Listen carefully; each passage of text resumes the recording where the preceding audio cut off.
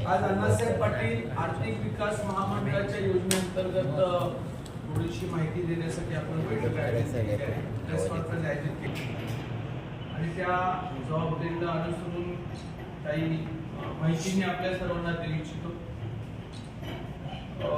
राज्याचे प्रमुख आदरणीय मुख्यमंत्री देवेंद्र फडणवीस साहेबांनी मराठा क्रांती मोर्चाच्या आंदोलनानंतर मराठा समाज उद्योजक झाला पाहिजे याकरिता अण्णासाहेब पाटील आर्थिक विकास महामंडळामध्ये काही तरतूद करण्यात आल्या, फेरबदल करण्यात आले आणि व्यवसाय करण्याकरिता बँकेमधून कर्ज आणि घेतलेल्या कर्जाचं व्याज महामंडळ देते। सुरुवातीला ही योजना फार धीमी गतीने चालत होती। 2018 ला माझी नियुक्ती केली। आपण बऱ्याचशा दौऱ्यावरती भेटलो, मराठवाड्यामध्ये सगळ्यात जास्त दौरे केले, लोकांपर्यंत हा विश्वास निर्माण केला की आपण पुढाकार घ्या, बँक तुम्हाला कर्ज देईल।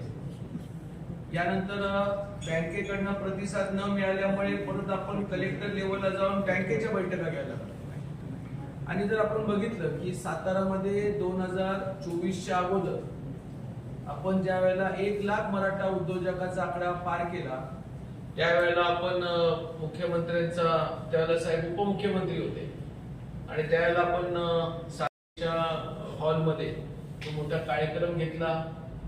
त्यामध्ये आदरणीय देवेंद्र फडणवीस साहेबांनी मराठा समाजाबद्दलचं केलेलं कार्याचंही आपण सर्वांनी कौतुक केलं। खास करून शिवेंद्रजी भोसले साहेब उपस्थित होते आणि आपली वाटचाल खूप चांगल्या पद्धतीने चालत होती।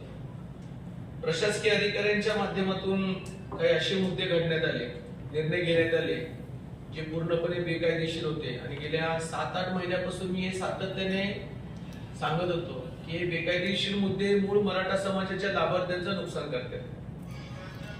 आज महाराष्ट्रामध्ये साधारण 1,84,000 मराठा उद्योजक त्या ठिकाणी झालेले असून आज आपल्या कराडमध्ये म्हणजे सातारा जिल्ह्यामध्ये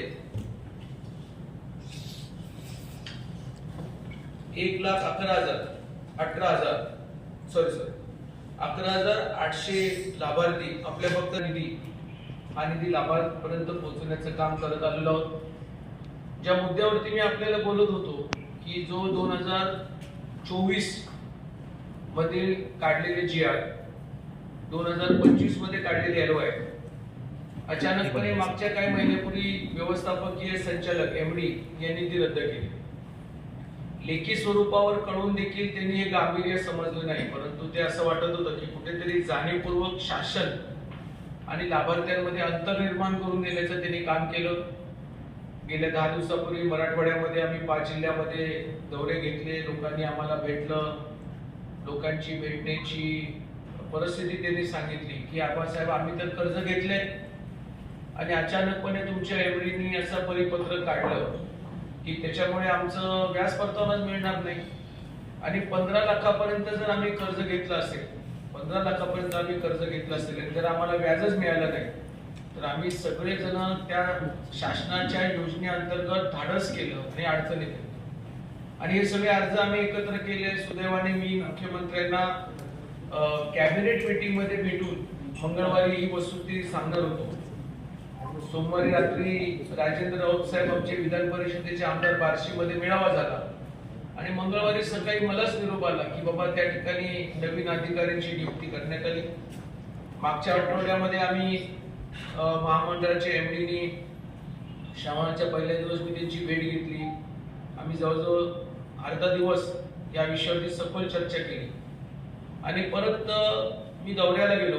काल परत आमची चर्चा झाली आणि मूळ जो मुद्दा आहे की 2024च्या अगोदरचे प्रमाणपत्र आणि 2025च्या अगोदरचे प्रमाणपत्र हे दोन्ही प्रमाणपत्राची माहिती सविस्तर त्यांनी गोळा केली नव्हती मागच्या MDनी आणि सिव्हिल हे बँक बघते।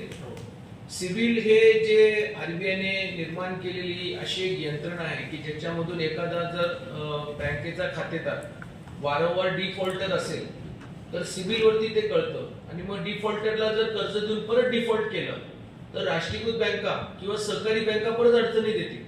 म्हणून RBIने राष्ट्रीयकृत आणि सहकारी बँकांसाठी सिव्हिल कायदा लागू केलाय, त्याच्यात आम्ही जास्त इंटरफेअर नाही करत। सिव्हिल केला की मग मॉर्गेज करायची गरज काय असं म्हणतात? नाही, सिव्हिल म्हणजे तुम्ही तुमचं एक सिव्हिल तुमचं क्लिअर असलं की तुम्हाला मिळणार. तुम्हाला एक लक्षात घ्या, सिव्हिल हे आम्ही ठरवतो की एखादं बँकिंग क्षेत्र असलेलं कॅरेक्टर सर्टिफिकेट आहे, हा एक मुद्दा लक्षात घ्या. जसं आम्ही निवडणुकीमध्ये पोलीस एनओसी घेतो की बाबा आमचं चारित्र्य चांगलं आहे, तसं बँकिंग क्षेत्रामध्ये सिव्हिल हे चारित्र्य सर्टिफिकेट आहे. आता त्याच्यानंतर कोऑपरेटिव्ह बँका जे आरबीआयने दिलेल्या नियमाप्रमाणे त्यांना मॉर्गेज दिल्याशिवाय लोन देताच येत नाही.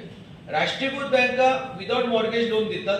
प्रचंड मोठ्या प्रमाणामध्ये शासनावर विश्वास ठेवून त्या ठिकाणी कर्ज घेतलं होतं बँकेकडनं आणि ते व्याजाची अपेक्षा करत होते. आता हे सगळ्या गोष्टी आम्ही संकलन केलेले आहेत. आता ते आजच मगाशी एमडीशी माझं बोलणं झालं, त्यात आम्ही अधिकृतपणे पत्र काढतोय महामंडळाचं, जेणेकरून प्रत्येक जिल्ह्यामध्ये 24 आणि 25 ची किती लोकांनी एलवाय काढलेत आणि त्यांनी किती बँकेने कर्ज घेतलेत हे शानिशान तपासलं जाईल. आणि सर तपासल्यानंतर त्वरित पुढच्या येणाऱ्या काही आठवड्यामध्ये आम्ही त्याचं आर्थिक नियोजन करून त्या लोकांनाही व्याज परतावा देणार आहोत. खरं म्हणजे शासन इतक्या चांगल्या पद्धतीने महामंडळाची सविस्तर बातमी लोकांपर्यंत पोहोचवण्याचं काम करत होते, परंतु आपलेच अधिकारी कधी कधी आपल्याच घरातलाच माणूस आपल्याला विरोध करतो, तसंच हा प्रकार झाला. पण असो, नवीन एमडी चांगला आहे, आपल्या भाऊकीतलं आहे आणि चांगल्या ठिकाणी त्याने काम केलेलं आहे. गोरेताई जे आपल्या उपसभापती होत्या त्यांच्याकडे त्यांनी काम केलेलं आहे. राम शिंदे म्हणून आपले मंत्री होते, राज्यमंत्री, त्यांच्याकडे त्यांनी काम केले. त्यांचा शासनामध्ये काम करण्याचा चांगला जाणलेला अनुभव आहे. म्हणून लवकरच आम्ही मराठा समाजाचे हे प्रश्न आम्ही मार्गीस लावू. त्याचबरोबर आताही काही आमची मराठा मुलं भेटली होती आणि त्यांनी हेच खंत व्यक्त केली की जर 2023 ला आम्ही योजनेचा लाभ घेतला, महामंडळाच्या वतीनं काही गोष्टी दिरंगाई होते अधिकारी वर्गांकडे आणि अचानकपणे आमचं प्रकरणच रद्द करण्यात आलं. आताच मला ते भेटले होते, तर मी त्यांना म्हटलं काही काळजी करू नका, आम्ही जी सविस्तर चौकशी करू, तपासणी करू. जर एखाद्या अधिकाऱ्यामुळे मराठा समाज या सगळ्या योजनेमधून वंचित राहत असेल, खास करून महामंडळाच्या मुख्य कार्यालयामधून, मग त्या अधिकाऱ्याला कमी करणं आम्ही त्या ठिकाणी जास्त बरं पडेल. परंतु शासनाच्या विरोधामध्ये मराठा समाजामध्ये कुठल्या प्रकारचा मेसेज जाता कामा नये याची मी स्वतः त्या ठिकाणी खबरदारी घेणार आहे.